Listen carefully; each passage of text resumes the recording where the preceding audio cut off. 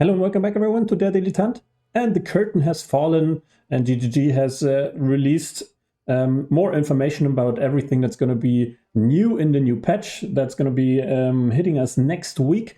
And I want to take this opportunity and talk about the new Ascensions. They are really changing everything that we know, basically. And from what I can see, or what we can see and has been released already, they will change a lot. And they will change the skill gems. They will probably change some aspects of the end game as well as the passive tree. So there's going to be a lot of changes. But one thing that doesn't change is that if you pick an ascension, then you're stuck with it. And this is a crucial point of Path of Exile 2, where when I first played it, I picked the Chronomancer and it was offensively very bad. And I was kind of sad that I chose Chronomancer and kind of started a new character very quickly because I just realized that Chronomancer is not as strong as a lot of other classes. So that is an aspect that I kind of need to work about to kind of balance the classes and the ascendancies a little bit, because I also feel like warriors need a lot of love to become near as good as all the other ones. But we will see where it will go. I want to go through the new ascendancies and all the information that we have for now, and also make some suggestions for new players, some kind of ideas what you can play and how to play them, as we got a lot of information, but I want to focus on the ascendancies for now. So for the first one, the Amazon, it says Amazon brings precision to the Huntress class, which skills like Predatory Instinct, revealing weaknesses of enemies so you can easily whittle down their health. Critical Strike taxes your excess accuracy and translates into upping your critical strike chance, while Elemental Infusion will take any charges you consume and confer elemental damage to your spear, which will now explode on impact when thrown. So this is the Amazon skill tree. We start off down here, and going up here, it seems like this will bring you interesting interactions with mana and life flask, so more life flask effectiveness, and then you can switch around life flask and mana flasks, what they actually do. So both give both mana and life. So there's also some nodes in the passive tree which interact with mana and life flasks. So this could be usable depending on how the passive tree also changes. Then we have life leech recovered based on your elemental damage as well as physical attacks. So life leech defensive, and we have increased amount of life leech. Then going to the left side will net you accuracy rating, and this one is the critical strike one, yes, where you actually gain critical hit chance depending on excess accuracy, I believe, chance to hit. So can exceed 100%, and the extra is 25% of that is added critical hit chance. So you can increase your critical hit chance by adding more accuracy, which is interesting. And then we have this one as the penetration attacks use your weapon speed equal to 25% of accuracy rating on the weapon. Just means more accuracy on the weapon, and then you have gained physical damage. So this is also quite nice. Not sure if it's going to be super massive, but it's definitely interesting. Predatory Instinct, reveal weaknesses. So giving an open weakness to enemies, 50% more damage. That is massive. 50% more damage is really much and not easy to come by. So this is the first one that I actually really like. 50% more damage is amazing. And then we have skill speed, and in the end we have in for the kill. Increasing movement speed when we have an open weakness in our presence, very nice. Increased skill speed, yeah, it's good as well. Infused Avatar, 50% chance for infusion to not be consumed when infusing a projectile, and we get infused weapon, power charge trigger infused weapon, gain to cold infusion, to fire infusion, to lightning infusion, for power charge, endurance charge, frenzy charge, and they trigger infuse. So yeah, this I can't really wrap my head around right now, how this is going to work. For this, I actually would need to test it probably and see how it actually interacts, how much it does.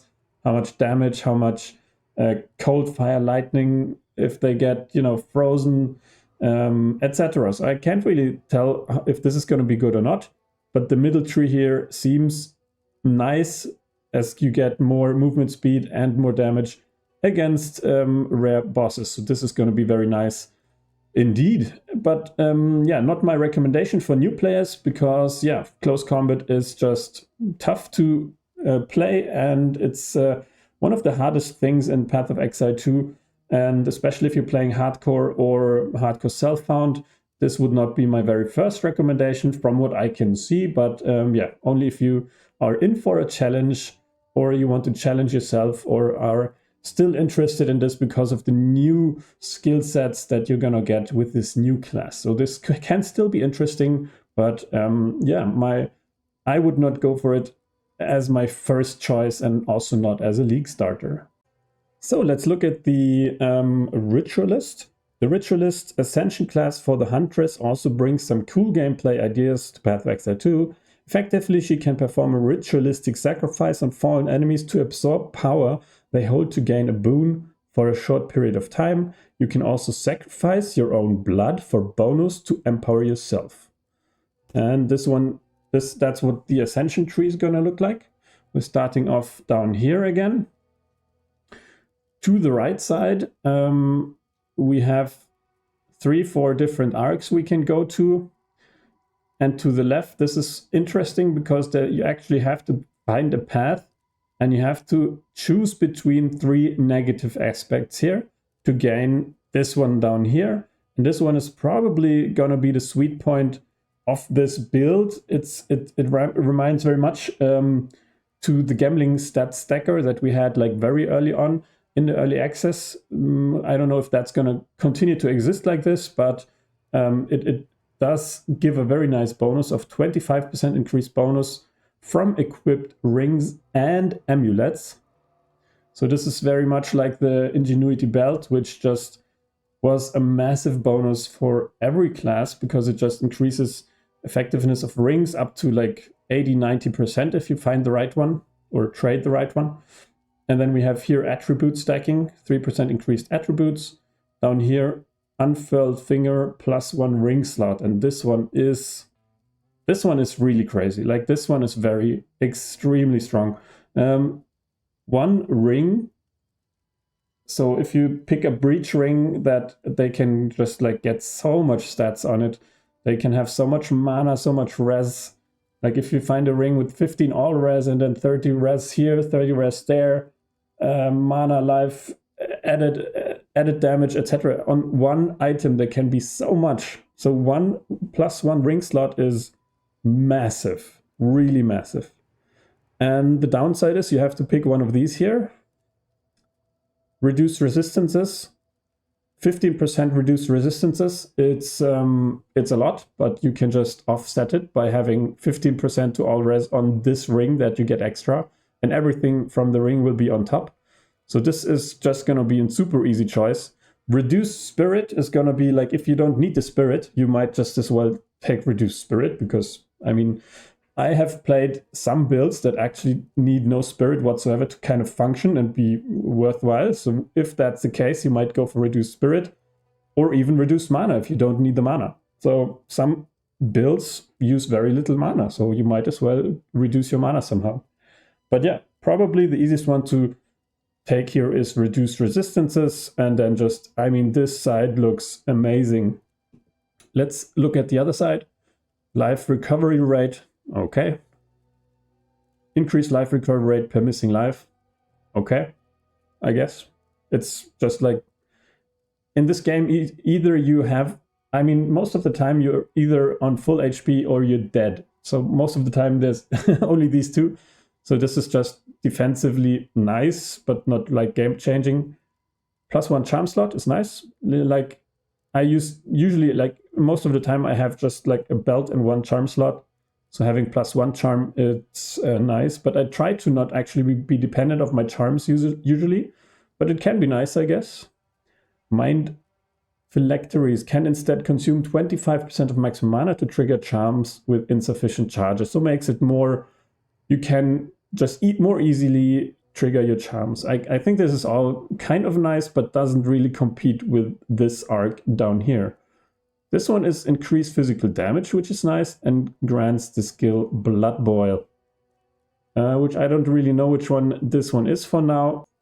Then we have the Tactician, Ascendency class for the Mercenary, and they will gain skills like suppressing fire, and we get basically pinning the enemies in place and stopping them from doing any action. So that could be similar to Frozen, making them easy target for Tactician's arsenals of immense firepower. He's also able to call an arrow volley from off-screen, peppering enemies with an AoE hail of arrows. So what do we have on the tree for the Tactician? We start off down here. We can go to the left, gaining spirit. Then persistent buffs have 50% less reservation. So this makes minions way cheaper. So you get more spirit and then making your minions cheaper. This is very strong. Minions have been very strong early on, like Witch and minion builds, but minion builds in general. I even went so far to recommend hardcore sorceresses to go for minions, even though they have no support for them. They're so strong that it's just like they are shields, they deal a lot of damage, and they're easy to boost with skill +2 minion skill levels. They are insanely strong. And this character can probably also make use of that. Here you can just get like double the amount of minions. That's amazing. So what else do you need? Not much, to be honest. Banner skills. I haven't used the banner yet. I don't know, do we have banners yet? Probably, I don't know.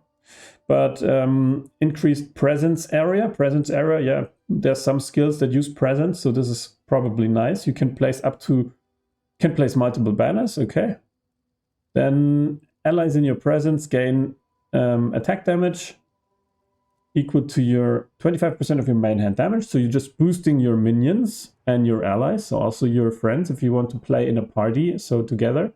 Then we have increased pin build up. Pinned enemies cannot perform action. This basically makes them like Frozen. So sometimes you get the skill pinned with your abilities, and pinning them so they can perform actions is very nice. It's like you freeze them, or if you time freeze them, or so they just can't shoot back. This is very nice defensively, obviously.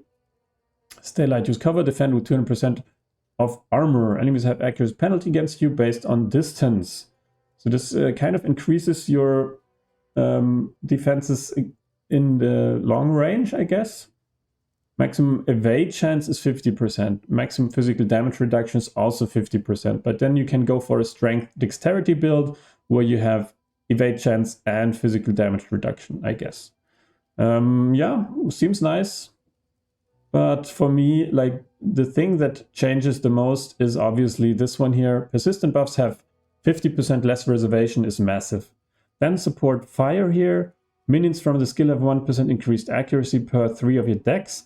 Minions also have 1% increased damage per 3 for strength. So boosting the strength of the minion, your strength, and thereby boosting minion damage. This one here is going to be very nice as well. This one, yeah, accuracy. I don't know. I never kind of try to build around accuracy that much. I usually try to, but yeah, sometimes you need it. So if you need to, then here you can actually increase the accuracy as well. Otherwise, 15% increased armor evasion, gain 100% of armor as extra stun threshold. This is always good. Evasion rating as extra ailment. Yeah, also nice. And skill supporting fire. This one is the one where you unleash the arrows from off screen. And as so far, I've learned that this is also going to count as a minion off screen, so you can actually boost it with supporting fire, for example. Cannons ready. Totems have more skill speed. Totems is totem damage increase.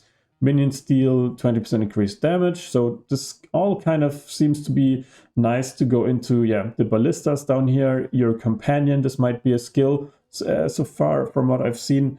And yeah, otherwise, a solid plan is, I think, the one thing that I really, really want. And this note here is probably, yeah, the one thing that I would really go for if I would play this. And I can only, from my experience, I can only recommend going for minions. So this build is an Ascension is probably going to be really nice for playing hardcore, playing it as your first character, so League starter, and also playing solo self-found, because it's, yeah, minions are just amazing. They're easy to scale. You get more damage, you get more minions. Then you have to, like, you can get plus minion skills in the scepters, so getting more spirit. Then in the offhand, sometimes you even find it. So there's one unique where you can get more minion skills. You can have it in the helmet, you can have it in the amulet.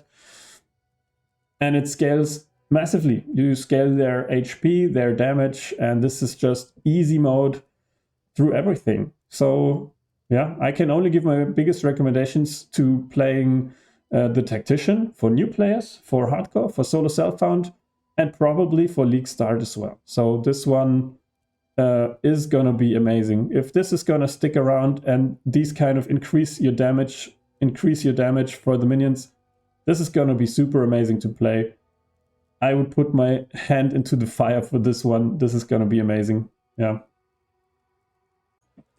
So, and the third class or ascendancy to be revealed was the Smith, the Smith of Kitava, which is an ascension for the warrior, who can reforge their weapon before battle encounter to give them more power, such as causing explosive fire damage with each devastating swipe. However, it's the way the Smith of Kitava handles armor that could potentially open up some incredibly skilled building.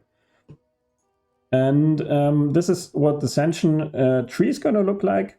So we have this start off here, and then when we take this one, can only use normal body armor. This passive skill is free to allocate, and then we can pick one of these down here, and you get to choose between any of these ones here.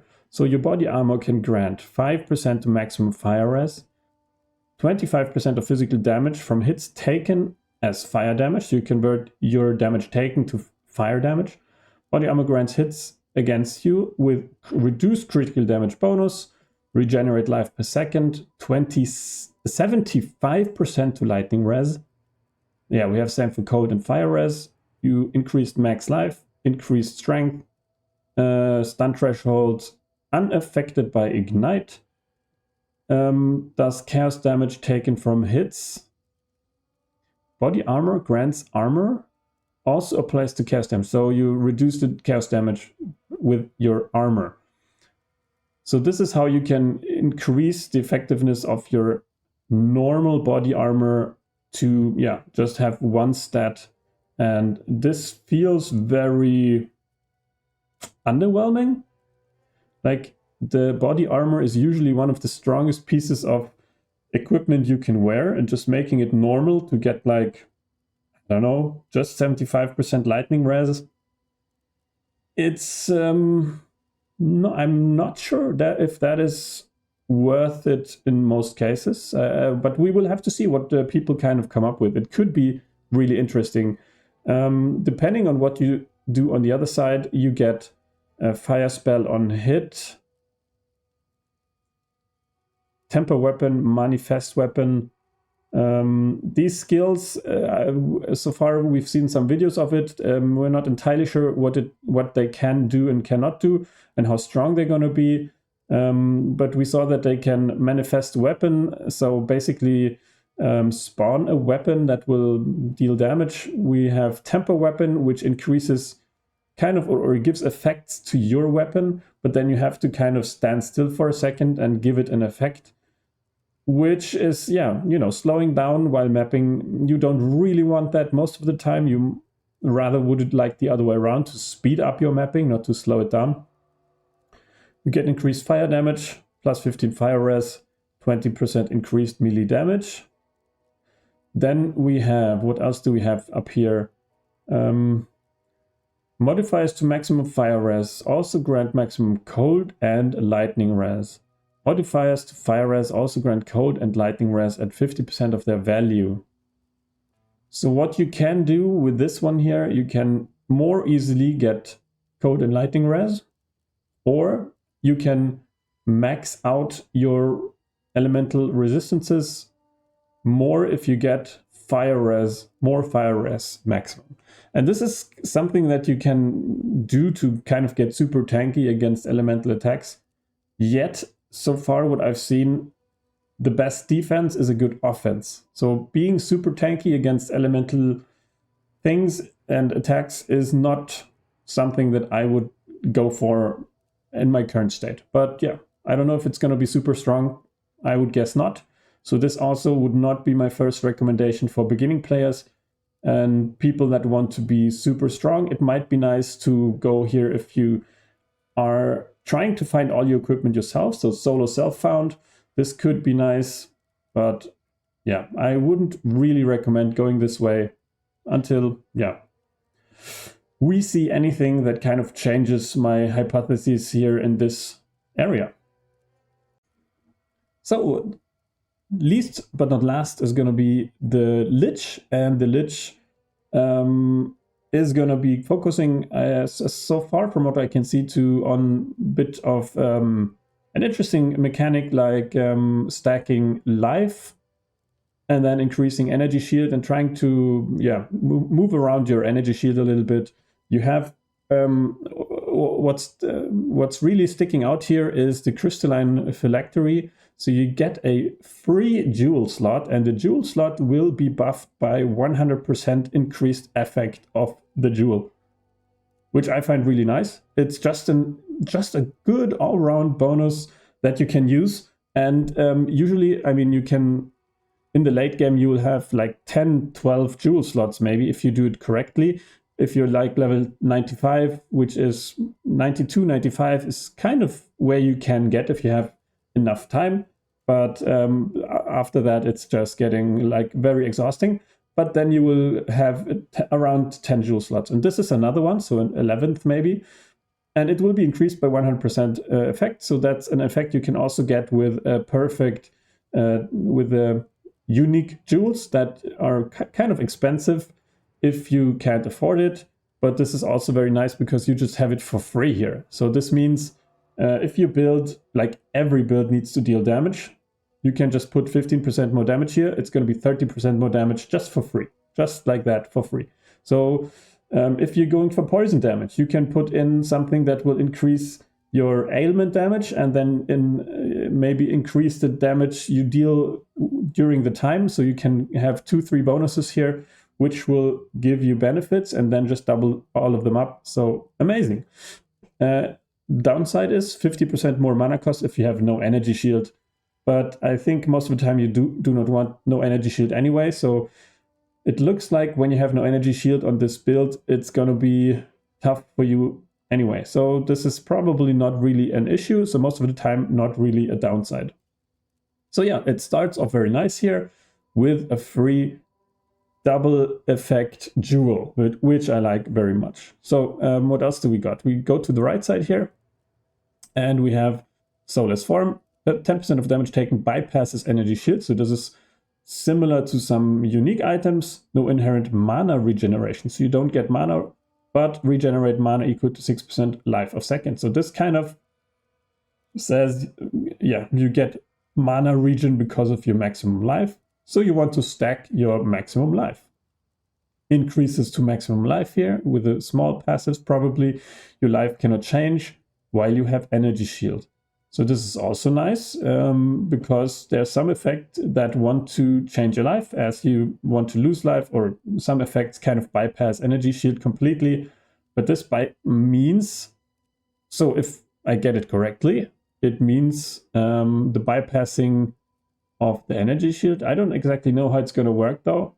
Like it says it bypasses your energy shield and goes probably to your life, depending on what you skill, also on the passive tree, because sometimes you can make it deal damage to your mana before life, etc. So it kind of really depends what you go for. And this is going to be interesting to see what we come up with for builds. So this is a very interesting node. I'm not entirely sure what we can do and what will people do with like all the uniques that come. And so we don't even know what uniques there will be, but very interesting to see. This is, yeah, it just completely changes the defensive kind of structure on how we're going to layer our defenses. So this is very interesting. Then we have the price of power. Non-channeling spells consume a power charge to deal 25% more damage. So we have a way of actually dealing more damage, which is always nice because more stacks so nicely. Not entirely sure how to get or consume those power charges yet. It kind of will depend on the build, so we're going to see how this is going to end up functioning. 30% increased energy shield if you've consumed a power charge recently. So yeah, just increased energy shield under the right circumstances. So if you build around it, you can probably do it more often, but 30% increased energy shield is nice. Then we get more maximum energy shield down here. This one here gives Eldritch Empowerment. Non-channeling spell cost additional 3% of maximum energy shield. So you kind of use your energy shield to get more damage, but only for non-channeling spells. Spending energy shield does not interrupt recharge. So that's also very important. You use your energy shield to deal more damage, but you don't interrupt the recharge of the energy shield. So an interesting way. Cost 3% of your maximum energy shield. This kind of means that you're kind of draining your energy shield sometimes. So you need a way to kind of redeem that and to increase your energy shield again. But there are ways, and we've already seen how that can function. But it's interesting. You deal more damage, but you also have this downside to work around with. Then you have this side here of this tree. Rupture the Soul.